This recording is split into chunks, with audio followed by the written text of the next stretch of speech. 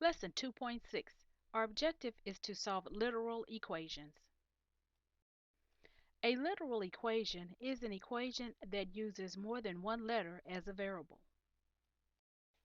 Guidelines for solving literal equations. Number 1. When solving literal equations, use the properties of equality to isolate the variable that you are solving for. And number 2. A literal equation can be solved for any of its variables. In this lesson, we're going to solve equations for a specific variable. We're going to use the exact same rules as we've used in previous lessons. The only difference is our solution will look different. This time we won't end up with a numerical solution. Our solution will be an expression. So let's go ahead and get started. Our first equation, we have ax plus by equals c. We're going to solve for a, then we're going to come back and solve for b. So I'm solving for a first. I'll rewrite the equation.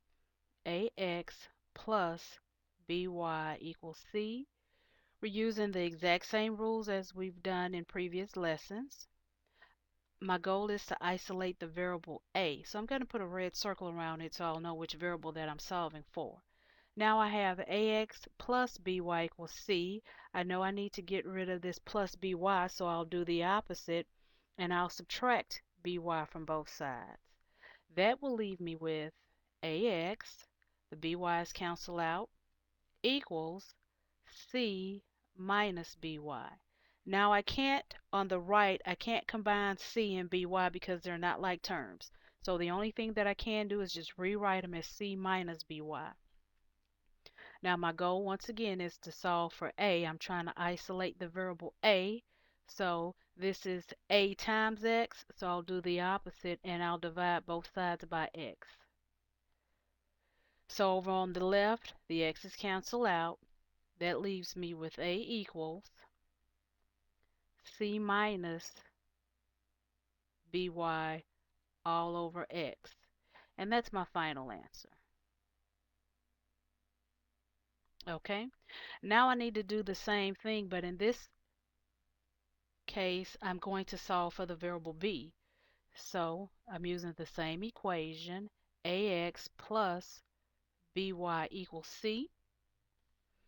This time I need to isolate the variable b using the exact same process. This time the first thing that I need to get rid of is the ax.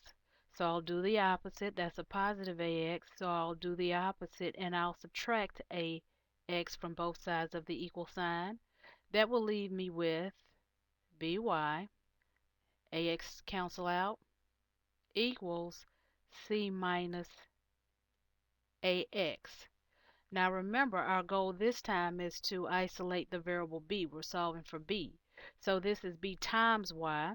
So we will divide both sides of the equation by y. That will leave me with b is equal to c minus ax all over y.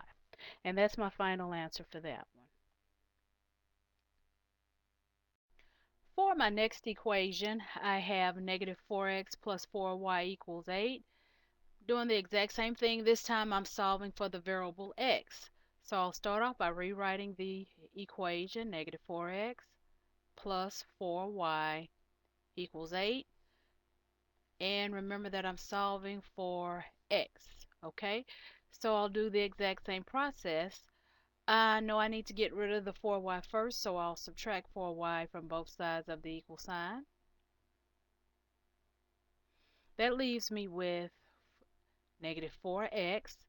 The 4y's cancel out equals 8 minus 4y. Remember, those are not like terms, so we can't combine them. Now I need to get rid of the negative 4, so I'll divide both sides by negative 4. Now that's going to leave me with x is equal to, the negative 4's cancel out.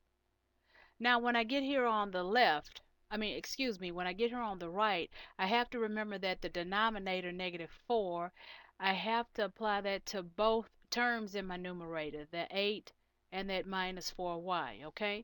So I can actually rewrite this as x equals 8 over negative 4 minus 4y over negative 4. So now I can simplify this further. So 8 over negative 4 just becomes negative 2. And negative 4 divided by negative 4, well, that becomes a positive. So this becomes a positive y. So that means that my final answer is going to be x is equal to a negative 2 plus y. And that's my final answer. And then for the next one, I'm going to move this just a little. For this next one, I have 3x plus 2y equals negative 4. This time I'm solving for y. Okay? So I have 3x plus 2y equals 4. I'm solving for y. Once again, I'm going to put a red ring around the variable that I'm solving for so I won't forget. Doing the same process, I have 3x I need to get rid of. So I'm going to do the opposite and say minus 3x. Do that to both sides of the equal sign. I'll bring down what I have left. 3x's cancel out. That leaves me with 2y on the left equals 4 minus 3x. Now I'll divide both sides by 2. Remember that 2 goes to everything. This time I think I'll write it this way, okay? The 2's cancel out. That leaves me with y equals. Now, when I look here, 4 divided by 2 is just 2. So this leaves me with 2. And when I look here, this negative 3 over 2, well, that's already simplified. So this just becomes a negative 3 over 2x. So my final answer will be y equals 2 minus 3/2 x. Now for the last one on this example, we have 7x minus 3y equals a negative 21. You're going to solve for x, then solve for y. At this point, I do want you to pause the video, work this one by yourself. Just make sure that you have the process correctly, and then we'll come back and check it together. Okay, so go ahead and pause your video. Okay, so if you're ready, if you're finished, you're ready to check your answer, I'm going to move this up.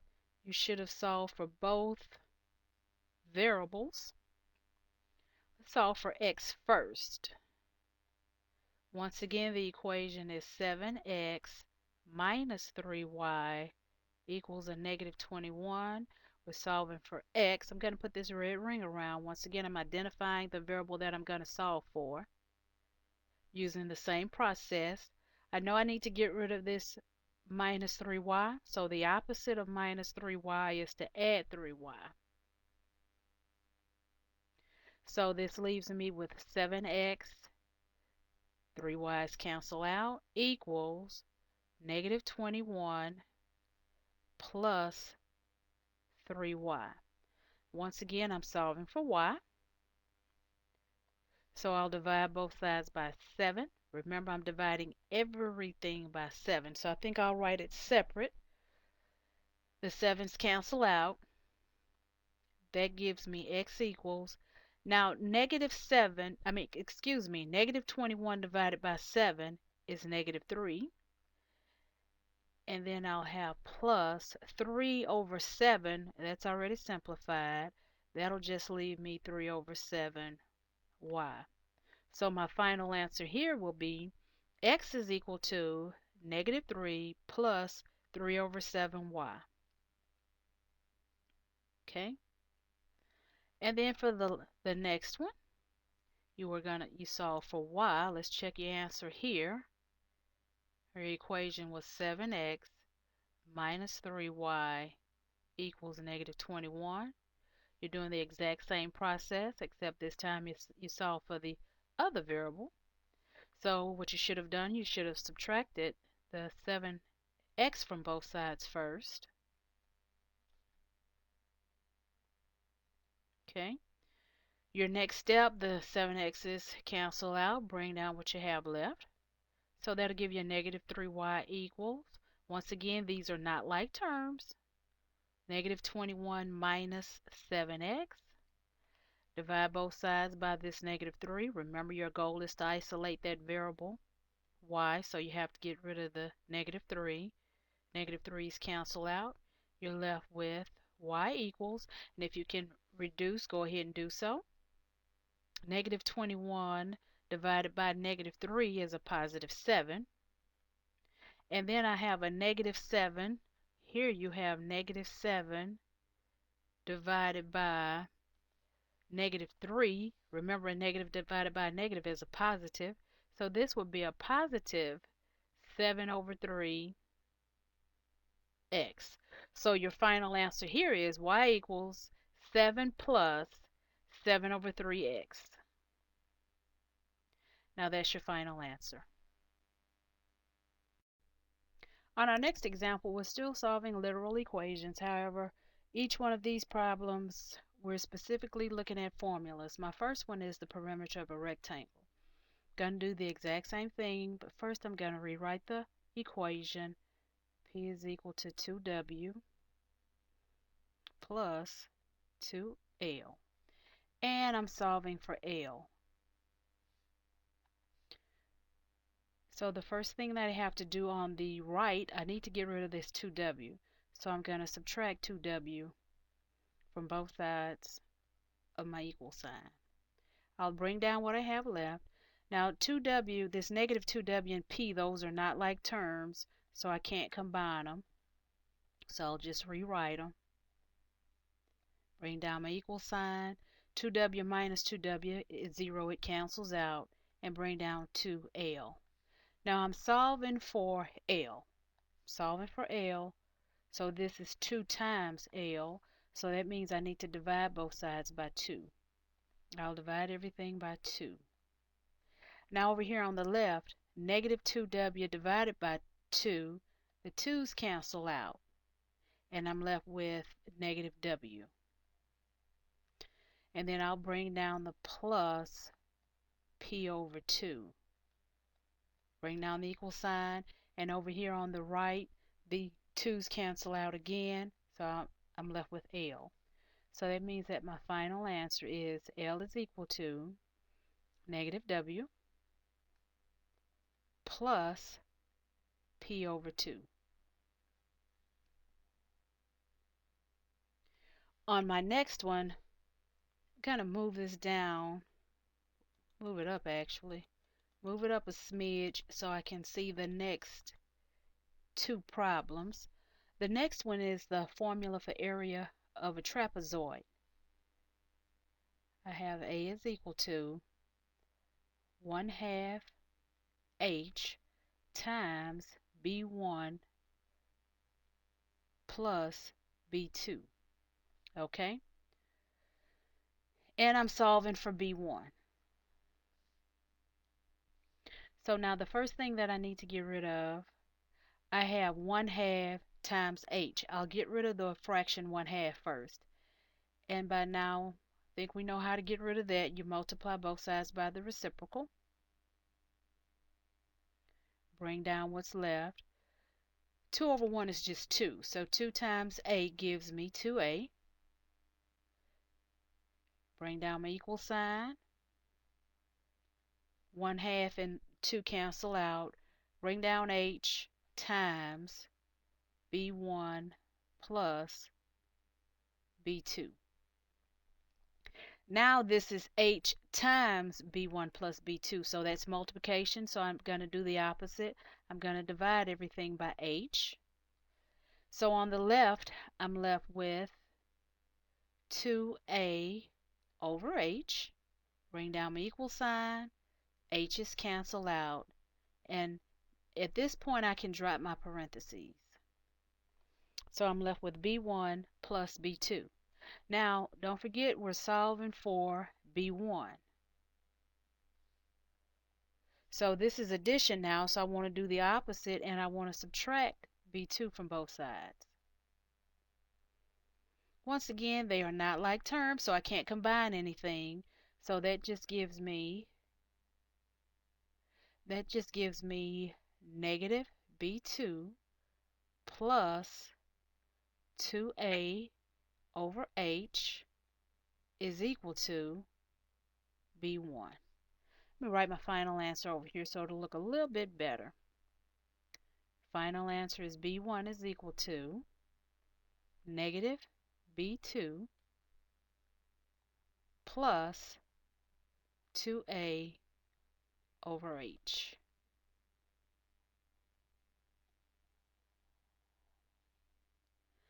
For our last two problems, I'm going to move this just a smidge so we can see both of them. Last two problems, the next one I have a volume of a rectangular prism formula, and that formula is just V is equal to L times W times H. Length times width times height. Okay, so I'm doing the exact same thing. I am solving for the variable W. Now all of this is multiplication. So in order for me to undo it, to get rid of the L and H, I need to divide by LH. And I can divide by both of those at the same time. I'm going to divide by LH on both sides of the equal sign. Now this one is extremely simple. It's fairly simple. LH cancels out on the right. I'll bring down what I have left. That gives me V over LH is equal to W. And that's my final answer.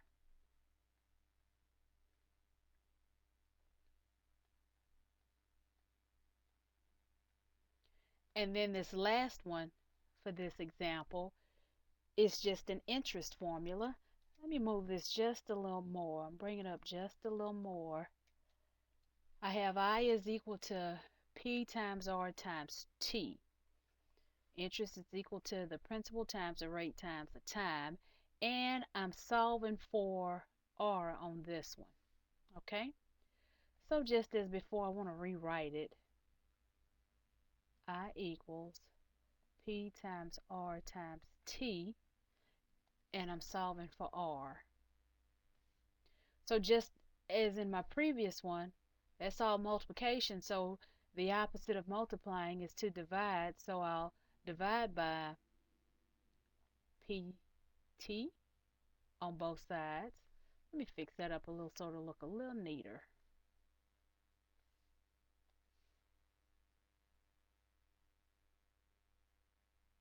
Okay, I'll bring down what I have left. On my left side, I'll have I over P times T is equal to, now on the right, the P's cancel out and the T's cancel out, and I'm simply left with R. So that means that my final answer is R equals I over P times T. It's my final answer.